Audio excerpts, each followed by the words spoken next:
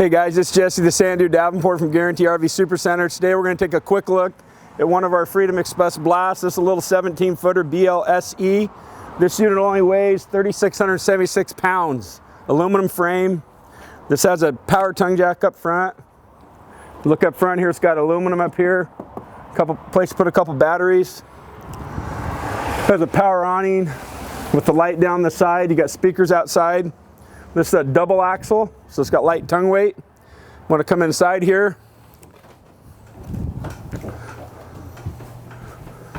This has a plywood floor, aluminum frame with Azdel. Has a little couch here in the back. This has the bed up front. This unit has a little stereo inside with the TV. It's got an air conditioner. It's got a little microwave up front there. Nice big fridge.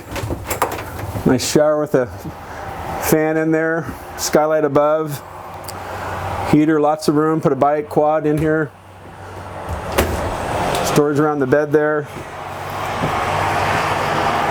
Got more storage up above. Got the air places here for air ventilation. This has the back on the back with reinforcement. And if you got any questions, my number's on the screen, and give me a call on my cell phone at 541-515-0764. Thanks for looking.